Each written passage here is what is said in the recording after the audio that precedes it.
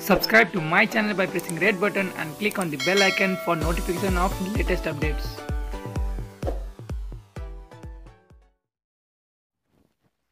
उत्तर कोरियाली सर्वोच्च नेता किम जोङ उनको शनिबार साँझ मृत्यु भएको हल्ला विश्वभर चले पनि यसबारे आधिकारिक पुष्टि भएको छैन।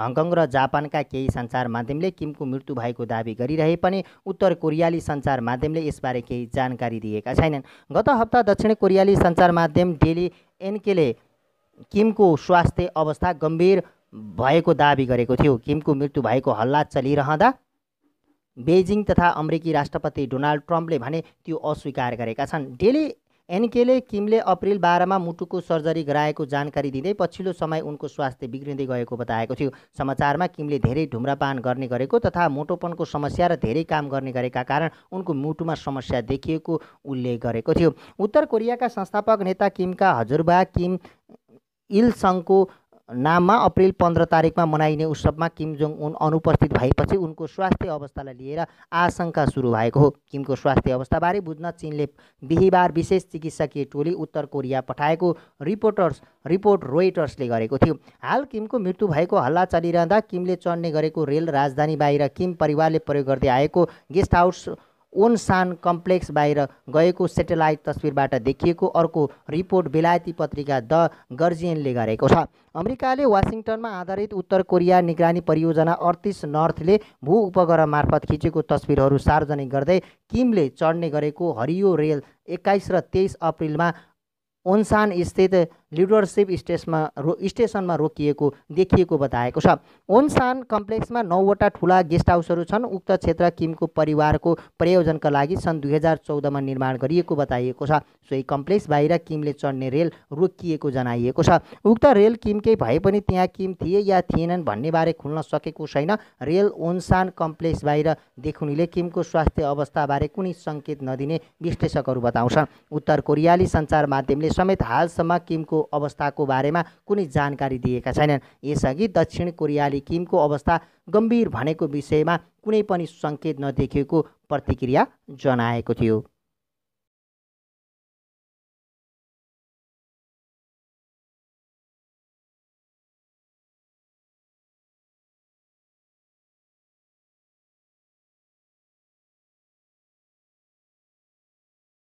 Subscribe to my channel by pressing red button and click on the bell icon for notification of latest updates.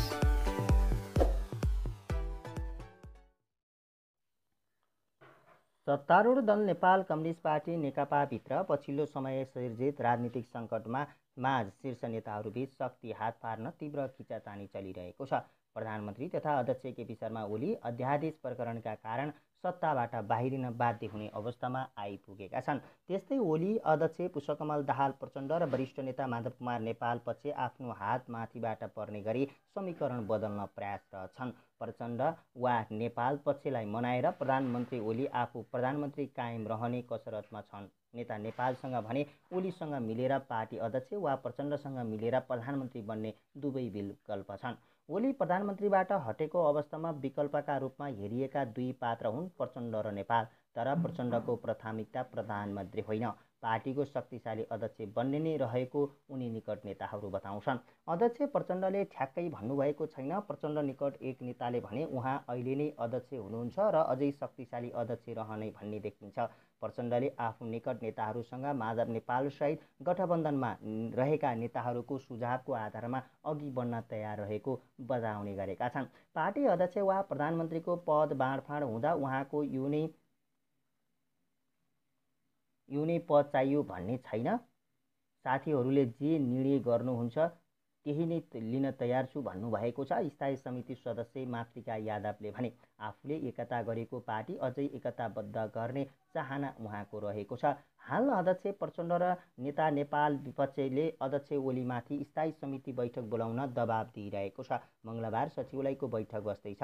त्यसपछि स्थायी समिति बैठकको मिति तय हुन सक्छ। तर स्थायी समिति बैठक अघि नै भैँसी पार्टी गठबन्धनका नेताहरूबीच कसले के जिम्मेवारी लिने भन्नेबारे निर्णय गर्ने नेताहरूले बताएका छन्। ओलीले अध्यादेश ल्याएपछि उपाध्यक्ष वामदेव गौतमको भैँसी पार्टी स्थित घरमा नेकपा सचिवालयका बहुमत सदस्य भेला भएका थिए। स्थायी समितिको बैठक बैठकको मिति तय भएपछि प्रचण्ड नेपाल गठबन्धनमा रहेका नेताहरूले कसले के जिम्मेवारी लिने भन्नेबारे निर्णय हुन्छ। एक स्थायी समिति सदस्यले भने गठबन्धनभित्र पनि समझदारी बन्छ। नेता नेपाल झलनाथ खनाल र वामदेव गौतम बीचमा पनि सहमति हुन्छ। वैशाख 8 गते प्रधानमन्त्री ओलीले पार्टीभित्र छलफल नै नगरी दल विभाजनको व्यवस्था खुकुलो गर्ने गरी राजनैतिक दल सम्बन्धी र संवैधानिक परिषद सम्बन्धी अध्यादेश ल्याएका थिए। ओलीको यो कदम लगत्तै पार्टीभित्र असन्तुष्टि चुलिँदै गएको छ। वैशाख 11 गते उपाध्यक्ष गौतमको निवासमा भेला भएका सचिवालय सदस्यहरूले ओलीलाई अध्यादेश फिर्ता गर्न अल्टिमेटम दियो। सोही दिनदेखि सत्तारूढ दलभित्रको समीकरण चलायमान बनेको छ।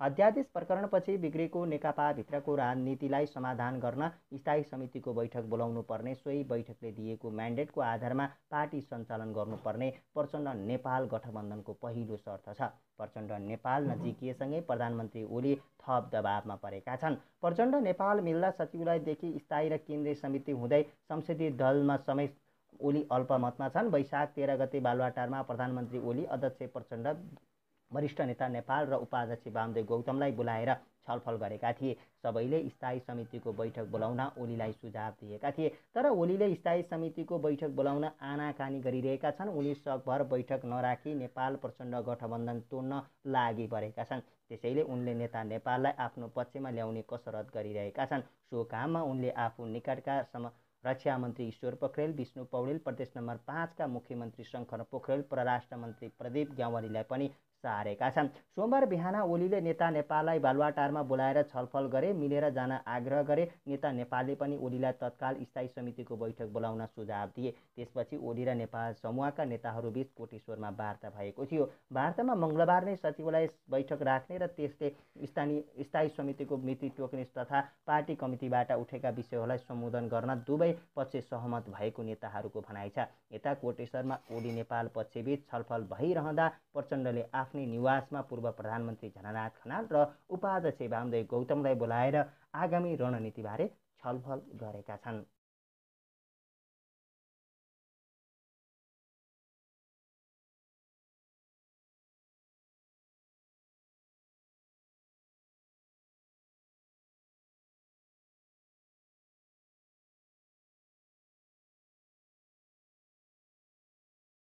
Subscribe to my channel by pressing red button and click on the bell icon for notification of latest updates.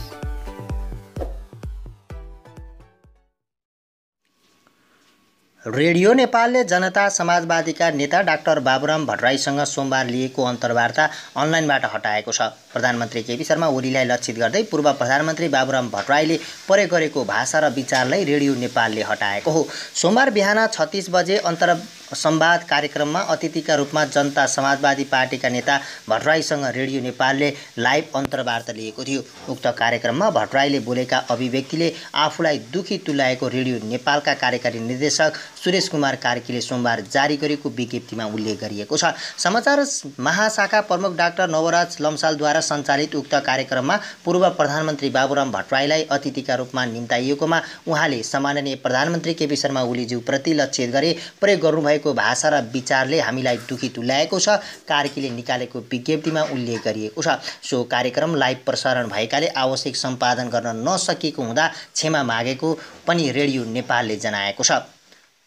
विज्ञप्तिमा भनिएको छ, रेडियो नेपालबाट दैनिक प्रसारण हुने कार्यक्रम अन्तरसंवाद अन्तर्गत आज मिति 2077 साल 1 महिना 15 गते बिहान 36 बजे समाचार महाशाखा प्रमुख डाक्टर नवराज लम्सालद्वारा सञ्चालित उक्त कार्यक्रममा पूर्व प्रधानमन्त्री डाक्टर बाबुराम भट्टराईलाई अतिथिका रूपमा निम्ताइएकोमा उहाँले सम्माननीय प्रधानमन्त्री केपी शर्मा ओलीज्यूप्रति लक्षित गरी प्रयोग गर्नुभएको भाषा र विचारले हामीलाई दुखी तुल्याएको छ। सो कार्यक्रम प्रत्यक्ष लाइभ प्रसारण भएकाले आवश्यक सम्पादन गर्न नसकेको हुँदा क्षमा चाहन्छौँ। अब उपरान्त रेडियो नेपालबाट प्रसारण हुने कार्यक्रमहरूमा अतिथि चयन गर्दा गम्भीर रूपमा सचेत रहने प्रतिबद्धता पनि व्यक्त गर्दछौँ, सुरेश कुमार कार्की कार्यकारी निर्देशक उल्लेख गरिएको छ।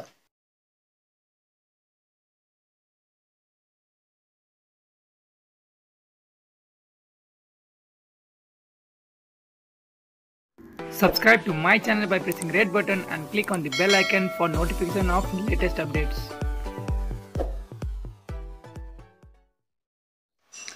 सरकारले भनिरहेको छ, कोरोना भाइरस कोभिड-19 को संक्रमण नियन्त्रण प्रयास सही ट्र्याकमा छ। हुन पनि इटाली, स्पेन, अमेरिका जस्ता हेल्थ सिस्टम राम्रो भएका देशहरूमा हजारौँको सङ्ख्यामा मानिसहरूले ज्यान गुमाउँदा पनि नेपालमा स्थिति फरक छ। कोरोना सङ्क्रमितको सङ्ख्या 52 पुगेको छ, तर सङ्क्रमणको फैलावट निकै कम छ र मानवीय क्षति छैन। त्यसैले अब लकडाउन खुकुलो बनाउँदै लैजानुपर्छ भन्ने बहस सुरु भएको छ। सरकारले पनि यो बहस थालेको थियो र स्वास्थ्य तथा जनसङ्ख्या मन्त्रालयले गरेको छलफलमा विज्ञहरूले पनि लकडाउनको मोडल परिवर्तन गर्न सुझाव दिएका थिए।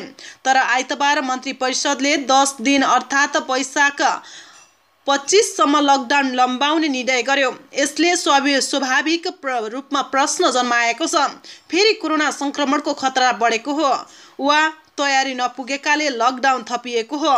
स्वास्थ्य मन्त्रालयका विज्ञ सल्लाहकार डाक्टर खेम कार्की अहिले नेपालमा करिब नियन्त्रणमा रहेको बताउँछन्। बिस्तारै लकडाउन खुकुलो बनाउने मन्त्रालयको सोच छ र त्यसका लागि विज्ञहरूसँग सुझाव पनि मागिएको छ। त्यसो भए फेरि पुरानै मोडलमा लकडाउन किन त? सरकारले आफ्नै योजना अनुसार काम गर्न नसक्दा यो निर्णय गर्नु परेको सरकारी अधिकारी स्वीकार गर्छन्। सङ्क्रमित भेटिएको समुदायको सबैलाई टेस्ट गर्ने भने पनि त्यहाँ सबै मानिसको स्वाब कलेक्सन गर्न सकिएको छैन।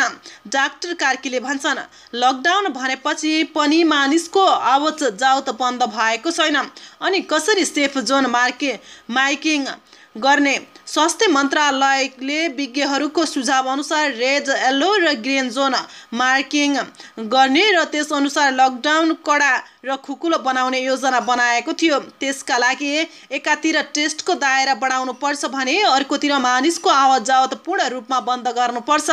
तर सरकारले टेस्टको दायरा बढाउन सकेको छैन भने मानिसहरूको आवत जावत पनि पूर्ण रूपमा रोक्न सकिएको छैन। बरु काठमाडौँ उपत्यकामा भएका हजारौँ मानिसहरू गाउँ गाउँ लैजाने होडबाजी जनप्रतिनिधिहरू बिचमै चल्यो भने विभिन्न जिल्लामा रहेकाहरू पनि काठमाडौँ आएका छन्। यस्तो अवस्थामा लकडाउन खोल्दा सङ्क्रमण ह्वात्तै बढ्ने खतरा हुने डाक्टर कार्कीले बताउँछन्।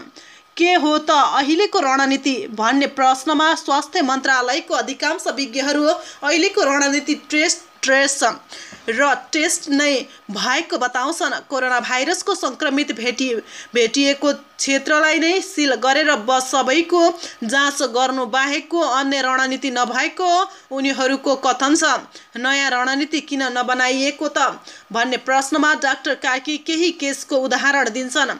सरकारले 2 साता अघिसम्म सुदूरपश्चिमलाई हटस्पट मानेको थियो, त्यही अनुरूप तयारी पनि गरेको थियो। टेस्ट र कन्ट्र्याक्ट ट्रेसिङको काम थालेको थियो। त्यही बेला वीरगन्जमा रहेका 3 जना भारतीय जमातीमा कोरोना सङ्क्रमण देखियो। लगत्तै सरकारको ध्यान वीरगन्जतिर मोडियो। त्यहाँ कन्ट्र्याक्ट ट्रेसिङको काम गर्दा गर्दै उदयपुरको भुल्केमा रहेको नुरी मस्जिदमा बसेका 1 नेपाली र 11 भारतीय गरी 12 जना जमातीलाई कोरोना सङ्क्रमण देखियो। सोही दिन चितवनमा पनि 2 जनामा सङ्क्रमण पुष्टि भयो। सङ्क्रमणको सिलसिलामा त्यतिमै रोकिएन, थुल्केमा थप सङ्क्रमित भेटिएका छन्।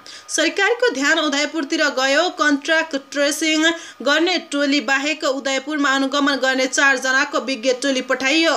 विज्ञ टोलीले प्रारम्भिक अनुसन्धानबाट सङ्क्रमणको स्रोत जमातीहरू नभएर लकडाउन घोषणा हुनुभन्दा अगाडि नै भारत र स्रोत तेस्रो मुलुकबाट आएका युवक जसमा पनि कोरोना सङ्क्रमणको पुष्टि भयो हुन सक्ने आशंका गर्यो, तर उनीहरूबाटै सङ्क्रमण सरेको भन्ने आधार भेटिएको छैन।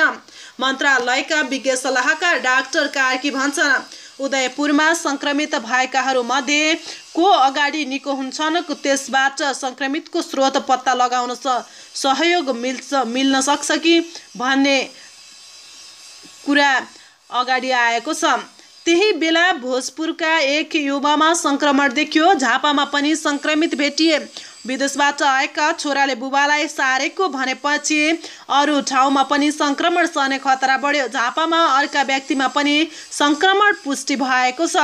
यही कारण सरकारले लकडाउनको मोडलमा कुनै परिवर्तन नगरेको डाक्टर कार्कीको तर्क छ। भन्छन् अहिले जे भइरहेको छ त्यो प्रत्याशित छ, त्यसैले कुनै निश्चित रणनीति बनाएर त्यस अनुसार चल्नुभन्दा एक्टिभ केस पछ्याइरहेका हुन्छौँ। अर्को ठाउँ हस्पिटल बन्न सक्छ उनले उल्लेख गरेका छन्। लकडाउन गरेको 1.5 महिना भए पनि भारतबाट लुकेर नेपाल आउने क्रम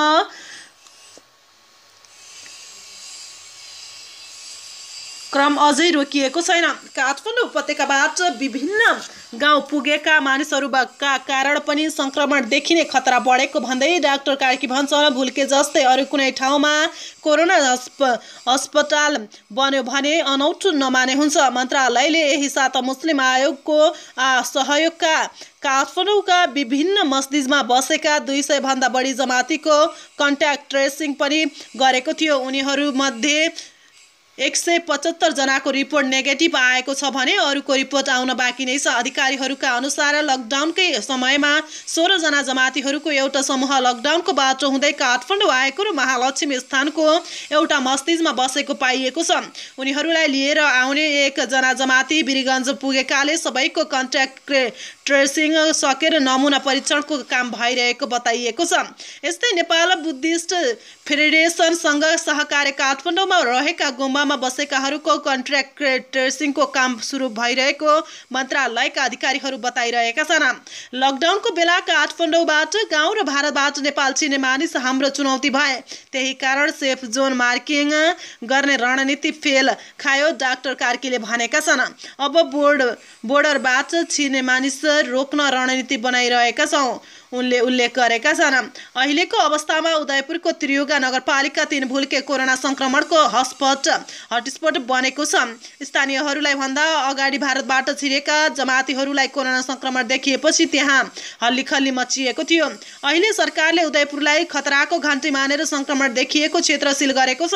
त्यहाँ अनुगमन गर्न खटिएका टोलीले केही भन्ने बेला भएकाले को छैन भनेर मन्त्रालयलाई रिपोर्टिङ गरेका छन्। तर उनीहरूको सङ्केत संक्रमणको दोस्रो विदेशबाट फर्किएका नेपाली वा विदेशबाट आएका जमाती हुन सक्ने जनाइएको छ। डाक्टर कार्की भन्छन्, युरोप अमेरिकाको अवस्था हेरेर नेपालको अवस्था विश्लेषण गर्न सकिन्न। अहिले म्याथमेटिक्सले काम गर्दैन।